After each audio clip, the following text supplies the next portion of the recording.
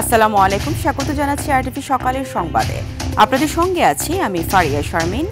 রাজনৈতিক দলগুলো সনদ বাস্তবায়ন প্রক্রিয়া পুরোপুরি মেনে নিলে পতিত স্বৈরাচার জুলাই সনদকে ব্যর্থ করতে পারবেন না বলে মন্তব্য করেছেন বিশেষজ্ঞরা। তফসিল ঘোষণার সঙ্গে সঙ্গেই চলমান সংকট পুরোপুরি কেটে যাবে বলেও মনে করেন তারা।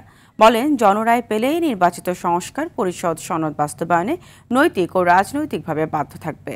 খান আলামিনের রিপোর্টে থাকছে বিস্তারিত।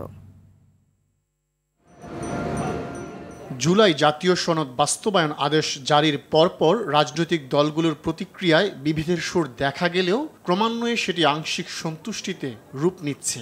এতে গণভোটের পক্ষে জনরায়ের প্রত্যাশা হচ্ছে ইতিবাচক। গণভোটের নেতিবাচক প্রচারণা চালিয়ে পতিত স্বৈরাচার জুলাই সনদ ব্যর্থ করতে অপচেষ্টা চালাবে বলে মনে করেন বিশ্লেষকরা। তবে রাজনৈতিক দলগুলো বাস্তবায়ন প্রক্রিয়া পুরোপুরি মেনে নিলে সেই অপচেষ্টা নস্যাৎ হয়ে যাবে বলে মত তাদের। যেই সরকার পতিত হয়েছে এবং যারা গত 15-16 বছরে একটা কর্তৃত্ববাদী ব্যবস্থা চালু করেছিল, তাদের কাছে এটা পছন্দ নাও হতে পারে। তাদের একটা আগ্রহ থাকতে পারে পুরো গণভোটে এটাকে না ভোট দিয়ে এটাকে একটা ব্যর্থ জিনিসে পরিণত করা। কিন্তু তাদেরকে বাদ দিলে আমার তো মনে হয় দেশের আপামর মানুষ সংস্কারই চায়। জুলাইয়ের যে আন্দোলন হয়েছে এটি শুধু একটা নির্বাচনের জন্য না, তো সেখানে বাংলাদেশের শাসন ব্যবস্থায় ভারসাম্য তৈরি করার জন্য আমার কাছে মনে হয় যে এই জুলাইয়ের যে সনদ এটি বাস্তবায়ন করা প্রয়োজন আছে, সেটি আসলে রাজনৈতিক দলগুলো মেনে নেবে বলে আমার কাছে মনে হয়। এখনো যে সংকট দেখা যাচ্ছে জাতীয় নির্বাচনের তফসিল ঘোষণার পর সেটি কেটে যাবে বলে মনে করেন তারা। পুরোপুরি সমস্যার সমাধান হয় না, তো সংকট তো আসলে কিছুটা থাকবেই এখানে এই অবস্থায় যা মনে হচ্ছে। তো যখন নির্বাচনের তফসিল ঘোষণা করা হবে আমার মনে হয় আস্তে আস্তে সব রাজনৈতিক দলই নির্বাচনমুখী হয়ে যাবে বলে আমার কাছে মনে হয়। এবং এটি সনদ এটি দেওয়া হয়েছে, কিন্তু পাশাপাশি আমার মনে হয় রাজনৈতিক দলের উপরই at the end of the day এটি বাস্তবায়ন নির্ভর করবে। গণভোটে জনরায় এলে গঠিত সংবিধান সংস্কার পরিষদ সনদ বাস্তবায়নে আইনগত বাধ্যবাধকতায় না পড়লেও নৈতিক ও রাজনৈতিকভাবে বাধ্য থাকবে বলে মনে করেন এই বিশেষজ্ঞ। যে শেষ কথাটা কিন্তু সংস্কার পরিষদের নির্বাচিত সদস্যরাই বলছেন, এবং সেখানে বিএনপি সংখ্যাগরিষ্ঠতা পেলে বিএনপি সেখানে শেষ কথাটা বলতে পারবেন। কিন্তু ওনাদের উপরে একটা নৈতিক এবং একটা রাজনৈতিক চাপ থাকবে যে এটা সম্পূর্ণ বাস্তবায়ন করার। এটা কোনো আইনগত দায়িত্ব বলে আমি মনে করছি না। অধ্যাদেশ না দিয়ে জুলাই জাতীয় সনদ বাস্তবায়ন আদেশের কর্তৃত্ব অভ্যুত্থান থেকে এসেছে বলে মনে করেন তারা। খান আলামিন, আরটিভি, ঢাকা। রাজধানী মিরপুর ও হাতিঝিলের পর এবার বিমানবন্দর, রেল স্টেশন ও আগারগাঁওয়ে ককটেল বিস্ফোরণের ঘটনা ঘটেছে। শনিবার রাতে পৃথক ককটেল বিস্ফোরণের ঘটনা ঘটে। এর মধ্যে শনিবার রাত 11:30টার দিকে বিমানবন্দর, রেল স্টেশনে ককটেল বিস্ফোরণের ঘটনা ঘটে। তবে এই ঘটনায় কেউ হতাহত হয়নি। এর কয়েক ঘন্টা আগে রাত 8:30টার দিকে আগারগাঁওয়ের এডিবি ভবনের সামনে একটি ককটেল বিস্ফোরণের ঘটনা ঘটে। তার আগে শনিবার সন্ধ্যার দিকে মিরপুর বিআরটিএ এলাকা, মিরপুর 12 মেট্রো স্টেশন, হাতিঝিলের মধুবাগ ব্রিজ এবং মৌচা ক্রসিংয়ে পৃথক ককটেল বিস্ফোরণের ঘটনা ঘটে। এদিকে এমন ঘটনা স্থানীয়দের মধ্যে আতঙ্ক ছড়িয়ে পড়েছে। ককটেল মারছে, আমাকে কলজা শরীরে কাঁপতে গেছে, আমরা আতঙ্ক হয়ে গেছি। দুইটা ককটেল ছুড়েছে, মোটরসাইকেলকে যাওয়ার মধ্যে দুইটা লোক ছিল, দুইটা লোকে এইখানে মারছে, এইখানে মারছে। আমরা দোকানদারি করতেছি, একটা আতঙ্ক তো লাগবে, ভয় পাইছি, চমকে গেছি। জুলাই গণ অভ্যুত্থানের প্রথম শহীদ রংপুর বেগম রোকেয়া বিশ্ববিদ্যালয়ের শিক্ষার্থী আবু সাইদ হত্যার ঘটনায় মানবতা বিরোধী অপরাধের মামলায় 14তম দিনের সাক্ষ্য গ্রহণ আজ। বিচারপতি নজরুল ইসলাম চৌধুরীর নেতৃত্বাধীন 3 সদস্যের আন্তর্জাতিক অপরাধ ট্রাইব্যুনাল 2-এ হবে এই সাক্ষ্য। মামলাটিতে বেগম রোকেয়া বিশ্ববিদ্যালয়ের সাবেক ভিসি সহ আসামি মোট 30 জন, যাদের মধ্যে 6 জন গ্রেপ্তার রয়েছেন। গত বৃহস্পতিবার প্রত্যক্ষদর্শী হিসেবে এই মামলায় সাক্ষ্য দেন পুলিশ সদস্য আবু বকর সিদ্দিক। পরে তাকে জেরা করেন পলাতক 24 আসামির পক্ষে রাষ্ট্রনিযুক্ত 4 আইনজীবী ও উপস্থিত 6 আসামির আইনজীবীরা। এর আগে গত 28 আগস্ট শহীদ আবু সাইদের বাবা মকবুল হোসেনের জবানবন্দির মধ্য দিয়ে এই মামলার সাক্ষ্য গ্রহণ শুরু হয়।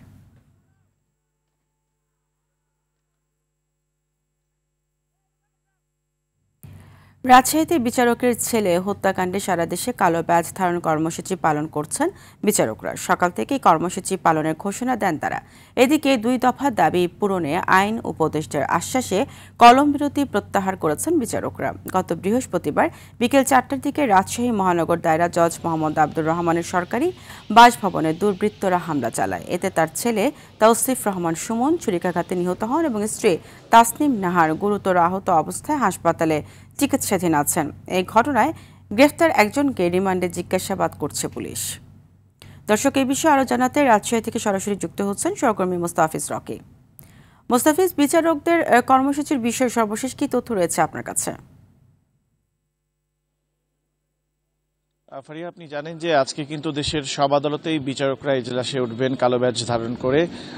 এরই মধ্যে আপনি জানেন যে রাজশাহী মহানগর দায়রা জজ আদালতের বিচারক আব্দুর রহমান তার ছেলেকে নৃশংসভাবে হত্যা করা হয়েছে এবং সেই হত্যাকাণ্ডের ঘটনায় যারা বিচারক রয়েছে বা বিচারক ছাড়াও যারা সংশ্লিষ্ট রয়েছেন তারা কিন্তু যেমনটা শোকাহত পাশাপাশি মর্মাহত এবং তারা এই হত্যাকাণ্ডের বিষয়ে কিন্তু উদ্বেগের কথাও প্রকাশ করেছেন। এই নিয়ে বিচারকদের যে সংগঠনটি রয়েছে বাংলাদেশ জুডিশিয়াল অ্যাসোসিয়েশন, তাদের পক্ষ থেকে কিন্তু আপনি জানেন যে এরই মধ্যে 2 দফা দাবিতে তারা কিন্তু আজকে তাদের যে কালো ব্যাজ ধারণ যে কর্মসূচি সেটি তারা আসলে পালন করছেন। পাশাপাশি তারা কিন্তু আজকে কর্মবিরতি পালনের ঘোষণা ছিল। আপনি জানেন যে গত শনিবার আইন উপদেষ্টার সাথে এই সংগঠনটি যারা নেতৃবৃন্দ রয়েছেন তাদের কথা হয়েছেন এবং সৌহার্দ্যপূর্ণ আলোচনার মধ্য দিয়ে তারা কিন্তু বলেছেন যে এই কর্মসূচি তারা প্রত্যাহার করছেন, তবে আজকে কালো ব্যাজ যে ধারণ কর্মসূচি সেটি তারা অব্যাহত রাখবেন। এবং আমরা কিন্তু জেলা জজ যে কোর্ট ভবন রয়েছে, পাশাপাশি চিফ জুডিশিয়াল ম্যাজিস্ট্রেট আদালত, এছাড়াও দ্রুত বিচার ট্রাইব্যুনাল আদালত, যে সমস্ত আদালতগুলো রয়েছে আমরা এজলাসে গিয়েছি এবং আমরা দেখেছি যে বিচারকদেরকে কিন্তু কালো ব্যাজ ধারণ করে তারা কিন্তু তাদের যে বিচার যে কার্যক্রম পরিচালনা সেটি তারা করছেন। এছাড়াও আজকে কিন্তু সারা দেশে কিন্তু যে সমস্ত আদালত প্রাঙ্গণ রয়েছে সেখানে কিন্তু নিহত বিচারকের ছেলে রয়েছে তাসিফ রহমান, তার আত্মার শান্তি কামনা করে দোয়া মাহফিলের কিন্তু আয়োজন করা হয়েছে। এছাড়া আপনি জানেন যে এই হত্যাকাণ্ডের ঘটনায় একজন অভিযুক্ত রয়েছেন লেমন মিয়া। এরই মধ্যে গতকালকে তাকে মহানগর যে আদালত রয়েছে সেখানে তাকে তোলা হয়েছিল এবং পুলিশ 7 দিনের রিমান্ড আবেদন করেছিল। পরবর্তী আদালত কিন্তু 5 দিনের রিমান্ড মঞ্জুর করেছেন এবং এই ঘটনায় 4 জন পুলিশ সদস্যকে দায়িত্ব অবহেলার অভিযোগে কিন্তু এরই মধ্যে ক্লোজ করা হয়েছে এবং তাদেরকে পুলিশ সাথে সংযুক্ত করা হয়েছে। তো ফারিয়া, আপনাকে ধন্যবাদ রকি। শিক্ষার্থীদের সঙ্গে সংঘর্ষের জেরে বরিশালে বন্ধ আছে দূরপাল্লার বাস চলাচল। সকাল থেকে এই বাস চলাচল বন্ধ রেখেছে শ্রমিকরা। হাব ভাড়াকে কেন্দ্র করে বরিশালের কেন্দ্রীয় নথুল্লাবাদ বাস টার্মিনালে বাস শ্রমিকদের সঙ্গে বিএম কলেজের শিক্ষার্থীদের দফায় দফায় সংঘর্ষ হয়েছে। এতে 2 পক্ষের অন্তত অর্ধশতাধিক লোকজন আহত হন। এই সময় অর্ধশতাধিক বাসও ভাঙচুর করা হয়। শনিবার সন্ধ্যা 7টার দিকে শুরু হওয়া সংঘর্ষ রাত 9টা পর্যন্ত চলে। পরে পুলিশ ও সেনাবাহিনী আসলে পরিস্থিতি স্বাভাবিক হয়। ঘটনার পর থেকে পুরো বাস টার্মিনাল ও আশপাশ এলাকায় থমথমে পরিস্থিতি বিরাজ করছে। এই ঘটনার বিচার দাবিতে ধর্মঘট ডাকে পরিবহন শ্রমিকরা।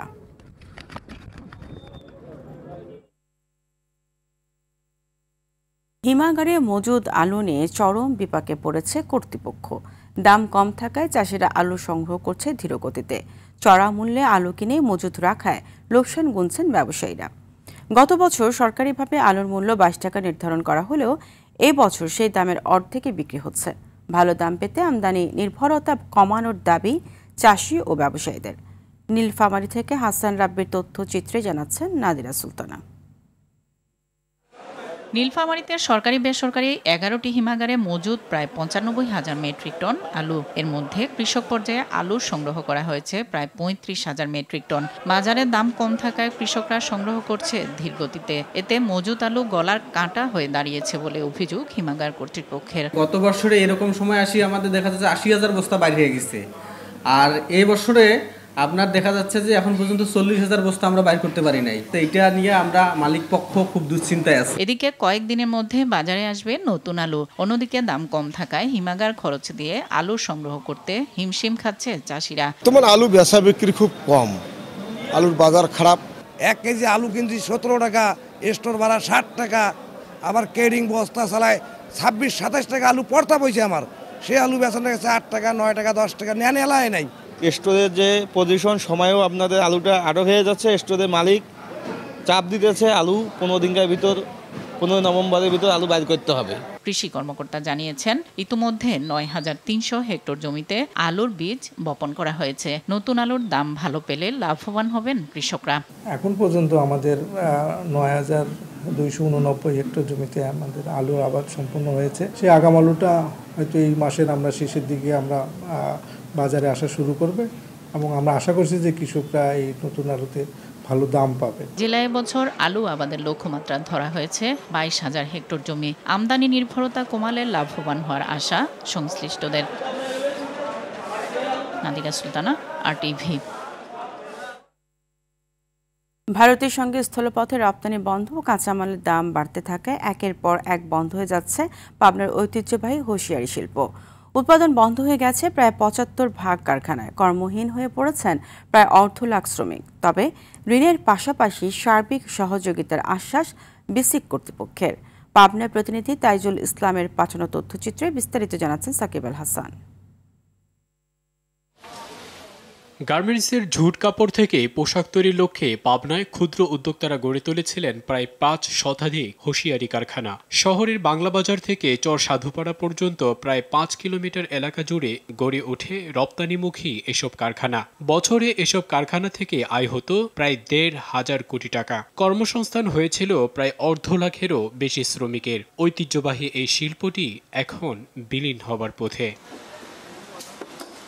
হোশিয়ারি শিল্পের বড় বাজার ছিল ভারত। উৎপাদনের প্রায় ৯০ ভাগ পোশাক রপ্তানি হতো ভারতে। একই সাথে ভারতের ট্রানজিট সুবিধা থাকায় এসব পণ্য ভারত হয়ে রপ্তানি হতো মালয়েশিয়া, দুবাই সহ মধ্যপ্রাচ্যের বিভিন্ন দেশে। ভারতের ট্রানজিট সুবিধা বন্ধ হয়ে যাওয়ায় দুর্ভোগে পড়েন কারখানা মালিকরা।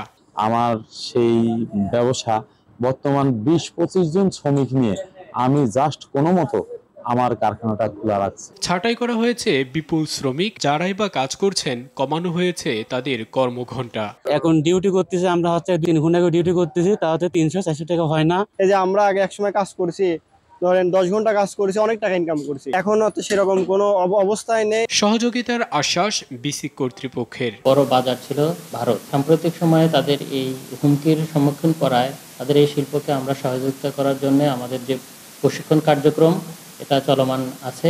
এছাড়াও তাদের পণ্য বিপণনের জন্য আমরা মেলার আয়োজন করে থাকি। বিশেষভাবে বুনন যন্ত্র ব্যবহার করে তৈরি মোজা, পায়জামা এবং আঁটোসাঁটো পোশাককে বলা হয় হোশিয়ারি। ঐতিহ্যবাহী এই শিল্প টিকিয়ে রাখতে রপ্তানি সংক্রান্ত সব জটিলতা নিরসনের দাবি সংশ্লিষ্টদের।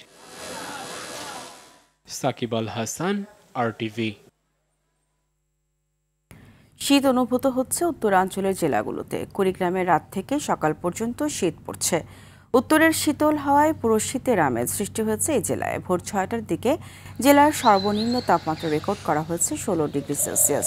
দিনাজপুরের হিলিতে গত ২ দিন থেকে ১৬ ডিগ্রি সেলসিয়াসের ঘরে তাপমাত্রা অবস্থান করছে। এতে করে শীত অনুভূত হচ্ছে। মধ্যরাত থেকে সকাল পর্যন্ত কুয়াশা দেখা মিলছে। ভোর ৬টার দিকে এই জেলাতে ১৬.২ ডিগ্রি সেলসিয়াস তাপমাত্রা রেকর্ড করা হয়েছে। সেচ পাম্পের ট্রান্সফরমার চুরির হিড়িক পড়েছে উত্তরের জেলা দিনাজপুরের হিলিতে। চলতি মৌসুমে এখন পর্যন্ত চুরি হয়েছে ৬টি বৈদ্যুতিক ট্রান্সফরমার। এতে বিপাকে পড়েছেন কৃষক ও সেচ পাম্প মালিকরা। তারা বলছেন, ট্রান্সফরমারের চুরির ঘটনায় ব্যাহত হচ্ছে ধান, আলু, সরিষা সহ নানা ফসলের সেচ কার্যক্রম। এতে ফসল উৎপাদনে নেতিবাচক প্রভাব পড়বে বলে শঙ্কা স্থানীয় কৃষকদের। হিলি প্রতিনিধি আব্দুল আজিজের পাঠানো তথ্যচিত্র আরও জানাচ্ছেন সুলাইমান কবির। দিনাজপুরের হাকিমপুর, হিলি সহ বিভিন্ন এলাকায় একের পর এক চুরি হচ্ছে গভীর ও অগভীর সেচ পাম্পের ট্রান্সফরমার। এতে বড় মৌসুমে ফসল আবাদ নিয়ে বিপাকে পড়েছেন কৃষকরা। চলতি মৌসুমে হাকিমপুর উপজেলায় চুরি হয়েছে ৬টি ট্রান্সফরমার। ২০২৪ সালে যে সংখ্যা ছিল অন্তত ২২টি। ট্রান্সফরমার চুরির এমন ঘটনায় আতঙ্ক বিরাজ করছে কৃষক ও সেচ পাম্প মালিকদের মধ্যে। সময় মতো ফসল রোপণ করা নিয়েও দেখা দিয়েছে শঙ্কা। চোর চক্র এটা সহ আমাদের এই ট্রান্সফরমার আরো ৩বার চুরি করলো। আমার গ্রামে যে ডিপ টিউবওয়েল আছে এটার বারবার ৩বার চুরি হলো। আসলে আমরাও তো নিরাপদ না। সময় মতন আমরা না লাগাতে পারি, আমাদের তো ক্ষতি। আমরা তো কৃষক মানুষ, আমাদের ক্ষতি ছাড়া আমার আর কি আছে। প্রথমবার ট্রান্সফরমার চুরির ঘটনায় গ্রাহককে দিতে হয় 50% জরিমানা। আবারও চুরি হলে শতভাগ জরিমানা সাপেক্ষে ট্রান্সফরমার লাগিয়ে দেওয়ার কথা জানালেন বিদ্যুৎ বিভাগের এই কর্মকর্তা। আর গ্রাহক যদি টাকা জমা দেয়, আমরা যত দ্রুত সম্ভব তাড়াতাড়ি আমরা ট্রান্সফরমার দিই, কারণ শেষ গ্রাহকের উপর আমাদের একটু বেশি নজর থাকে, কারণ সে হলো দেশের মূল চালিকা শক্তি। এদিকে ট্রান্সফরমার চোর চক্রকে ধরতে অভিযান চলমান রয়েছে বলে জানালেন পুলিশের এই কর্মকর্তা। হ্যাঁ, ধাওয়া নসিপুর এলাকা থেকে একটি ট্রান্সফরমার চুরি হয়েছে, মর্মে আমরা একটা অভিযোগ পেয়েছি। অভিযোগ প্রাপ্তির পর থেকে আইনগত ব্যবস্থা গ্রহণের চেষ্টা করছি আমরা। আসামি গ্রেপ্তারের চেষ্টা অব্যাহত আছে। ট্রান্সফরমার চুরির ঘটনায় কেবল কৃষকরাই ক্ষতিগ্রস্ত হবে না, বরং তা মোট ফসল উৎপাদনে মারাত্মক প্রভাব ফেলবে বলে শঙ্কা সংশ্লিষ্টদের। সুলাইমান কবির, RTV। এবার আন্তর্জাতিক প্রসঙ্গ। লিবিয়ার উপকূলে 26 বাংলাদেশিকে নিয়ে নৌকা ডুবির ঘটনা ঘটেছে। এতে 4 বাংলাদেশের মৃত্যু হয়েছে বলে জানিয়েছে লিবিয়ান রেড ক্রিসেন্ট। এছাড়া একই উপকূলে অর্ধশতাধিক সুদানি সহ পৃথক আরেকটি নৌকা ডুবির ঘটনা ঘটেছে। এর মধ্যে 2 জন মিশরীয় এবং বাকি 67 জন সুদানি নাগরিক, তাদের মধ্যে 8 জন শিশু। উত্তর পশ্চিম লিবিয়ার আল-খমস উপকূলে এই ঘটনা ঘটে। এক প্রতিবেদনে তথ্য জানিয়েছে সংবাদ মাধ্যম TRT ওয়ার্ল্ড। 2011 সালে লিবিয়ার নেতা মুয়াম্মার গাদ্দাফি ক্ষমতাচ্যুত হওয়ার পর দেশটি ইউরোপগামী অভিবাসীদের ট্রানজিট রুটে পরিণত হয়। বর্তমানে 8.5 লাখেরও বেশি অভিবাসী লিবিয়ায় অবস্থান করছে।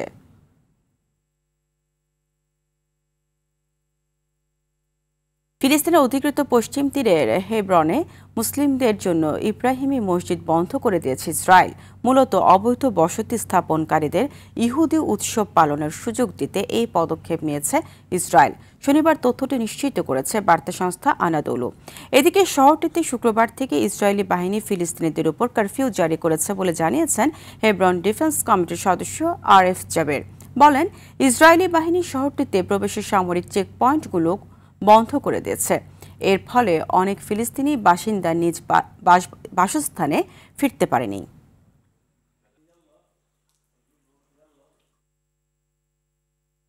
ইসরায়েলের বিধিনিষেধ আর যুদ্ধের ধ্বংসযজ্ঞে ভেঙে পড়েছে গাজার মাছ ধরা শিল্প। জেলেদের জীবন চলছে চরম এক অনিশ্চয়তায়। ক্ষতিগ্রস্ত নৌকা আর নিরাপত্তাহীনতায় ভয়কে সঙ্গী করেই প্রতিদিন সমুদ্রে নামছেন তারা। গাজার জেলেদের সেই দুঃখ গাথাই তুলে ধরেছেন ইমতিয়াজ আহমেদ। এটি গাজা উপকূলের এখনকার প্রতিদিনের চিত্র।